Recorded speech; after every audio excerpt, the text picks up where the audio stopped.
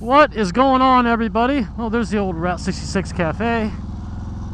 It's a historic landmark here in Litchfield, Illinois. Hope you all are doing well. This is my first moto vlog of 2020. Come on by, buddy.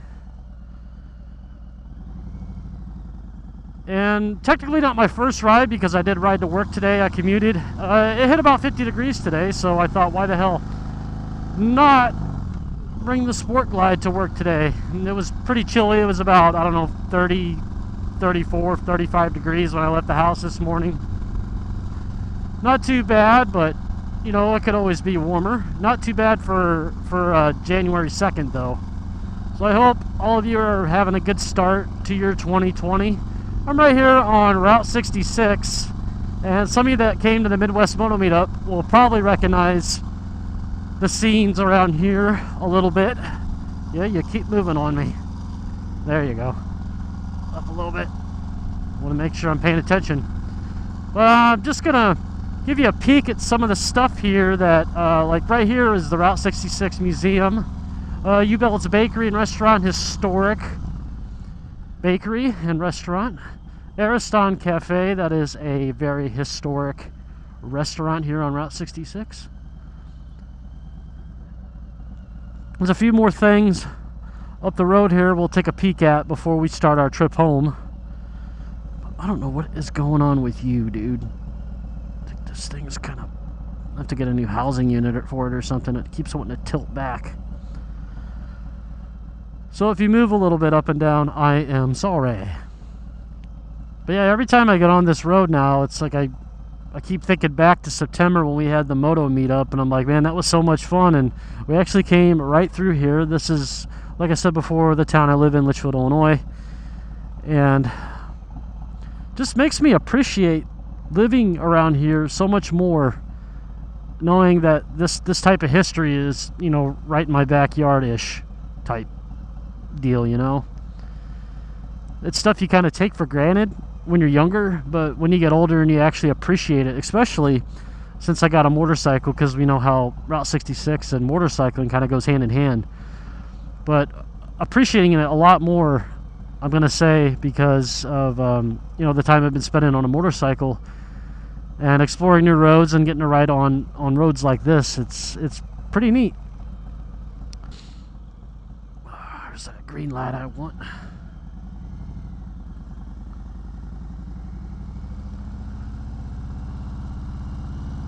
So there you go, 1930 to 1940, Route 66. Right here is Niehaus Cycle Sales, Yamaha and Honda dealer. Nice little dealership there. Then they got the pre-owned shop right there, which is nice as well. I've seen a couple of HDs in there, here and there. So you can see it, Route 66 right there on the road. Pretty neat. I heard that there's one guy that they pay. I don't know if he does it yearly or it might be after, like, I don't know, so many years. He comes around and actually repaints all of those. I'll have to look and see if that's still true, but that's a rumor I heard. Wouldn't that be a cool job though, just getting to travel around with some black and white paint and just repainting these things? And just, you know, you're painting history or repainting history, touching it up. It's like touching up the Mona Lisa. It's a cool job. It's got to be. Here's the old Skyview drive-in theater. Frequented this place a lot back in the day. This is the oldest operating drive-in theater on Route 66. So that's pretty neat. But that's the end of the line, so we're just gonna go ahead and turn around, head back into Litchfield. I just wanted to give you guys a peek of that. I thought it was pretty cool.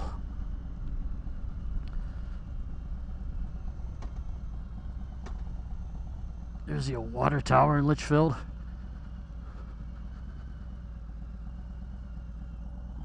But as you can see here, it's just kind of weird because the road splits in so many spots. As you can see here, from 1930 to 40, is where the road here ends, and from 40 to 77 is the historic route, which I am getting on right now. And it's weird because 8 miles over is the town I live in, Gillespie, and Route 66, which is also Route 4 there, runs right through my town. So it's just weird how they split and meet up depending on the time period. I guess they were considered active as the historic Route 66, which is still a puzzle. I'm gonna have to do a little bit of research on that to figure out why. I don't know if they closed down to build a new road, and just, I don't know. We'll have to look that up. Here's some information right here, because I probably will look it up.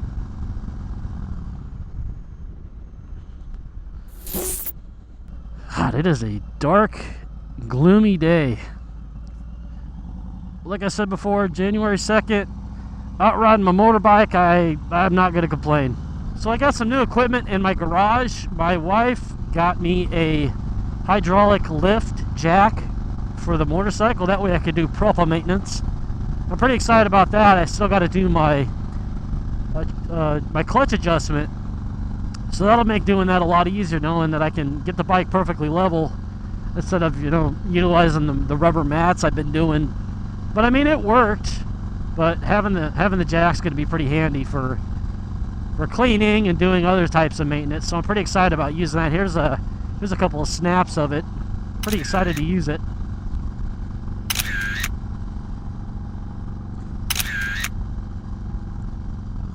And I think this weekend I might have the opportunity to get out and ride again. And what I'm thinking about doing is go ahead and try to do an auto-tune session. I think that would be something worth sharing. I don't know if there's many M8 videos out there, people running auto-tune, especially on the Softails, to see what that does for, as far as making your bike run well or better. Because I've got a stock map on my bike right now, which has been running pretty well, as you can hear and see. But Vince and I had told me, they said, run a take or two of gas to your bike, which I've well surpassed a couple of takes of gas since I put the FP3 on my bike after I threw the air cleaner on. But they said after doing 2 takes of gas with this map, run auto-tune. So I may plan a little route to make sure that I utilize all the driving conditions. That way my bike can learn as much as possible from the tunes. And then running that for like a full take of gas. So I'll throw in like some interstate and some town driving, some highway riding. That way I'm getting like the 20 through 70 range. That way I can work all through the gears, work all through the RPM ranges, and we'll have to see if it helps the bike run any better, because like I said, it's running pretty good now. So, short topic, something I think about a little bit and I see a whole lot of. I mean, it's none of my business, because I really don't. I mean, whatever people want to wear for your gear, you know, that's fine. That's up to them, whether you go helmet or no, or whether you wear protective clothing or no. But how do you guys feel about when you see these people that say they're more worried about how good they look on a bike rather than how safe they are? I mean, to me, it's silly, because heck, I'm almost 40, and safety's more of a concern to me than how good I look. I mean, I have nothing to prove. I don't have anybody to impress. I mean, I don't care about how dorky my helmet makes me look. But you know, everybody's got their own say and their own ways about how, you know, how they ride and why they ride and wear the things they do. It's just something I've been thinking about a lot, because it's just something I see a lot that kind of leaves me scratching my head. But it's just, I guess it's just my mentality against somebody else's. But let me know where you stand. Are you more about the looks? Are you more about the safety aspect? Because I know me, I'm more about the safety, because you know, I've got a wife and kids at home that I care about. That's number one. I always want to make sure I come home to them. And then, you know, gearing up for me is just, it's a better set of mind for me. It's a better set of mind for my wife, knowing that it's going to give me a better chance of, you know, not only living, but avoiding major injuries in the scenario that, you know, an accident happens. Here, I can't even think straight when I'm riding anymore. I haven't done this in a while. I'm a little rusty. But I guess I'm just old-fashioned when I'm going to say better safe than sorry. I mean, I know I'm going to be investing in some new riding gear this year that's going to have me safer, because I'm going to be doing these longer trips. I want to make sure, you know, if something happens, that, you know, I'm being safe about my gear and minimizing any damage I do to myself or that somebody else does to me. Because, you know, you can always say that you know what you can do on a bike, and that's great. I know what I can do too. I'm a pretty safe rider. I don't take a lot of chances, but at the same time, you can't prevent what somebody else does. So that's kind of my mentality, how I think about when I approach gear and riding and all that stuff. And this damn camera keeps tilting up on me because the housing's broken that connects to the GoPro mount. So if you're gradually going up in any of this video, I am sorry. But I am pretty excited overall on what 2020 is going to bring. I mean, just getting out and riding this early in the year just gives me good vibes, and I really, really like it. I can't wait to get out and explore more, ride more, meet new people, do more group rides. MMM 2020, I get to ride to Kentucky, which should be, you know, it's going to be new for me, and it's going to be fun. Just full of good vibes for this year. It's a new decade, yeah. Got that 2020 vision, and I like it. Oh, just to let you guys know too, I'm about out of Decycle hats. I've only got about 2 left on my order, so if you want one, make sure you message me on Instagram right here, or hit me up in the comments below. It's going to be a first come, first serve thing. I don't do holds, because, you know, I do that and then somebody else wants to buy it, and the person that's wanting me to hold it for them ends up backing out. So first come, first serve. I've only got a couple left. If you want one, get a hold of me. Which reminds me too, I've got to go to the post office and mail a hat out for Mr. Daniel Diaz, and also I've got to renew my P.O. box. So if anybody's been trying to be sending me something since the new year, I'm probably not going to get it, because my P.O. box expired at the end of the year. Also, make sure to check out the 5 Dirty Bikers podcast. New episodes coming out. We've got a new member, Mary, the Geared Raven, has actually joined the ranks of the 5 Dirty Bikers podcast. So make sure you head over. We got a website, www.5dirtybikers.com.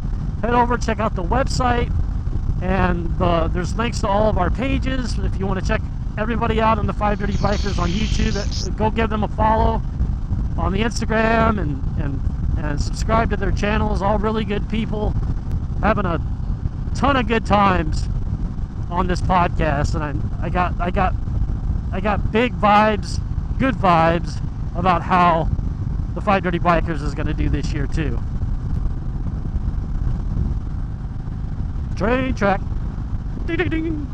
God, man, the Softails handle so well. The monoshock, man, you can't feel anything hardly. Well, guys, thank you as always for checking out the Decycle channel. Thank you for joining me in my first ride moto vlog of 2020. I hope you guys are having a great beginning of your year. If you haven't yet, click that subscribe button. It helps out the channel a ton. Leave this video a like. Comment below. Let me know what you think of what you've seen in today's video. Take it sleazy, and I'll see you in the next one.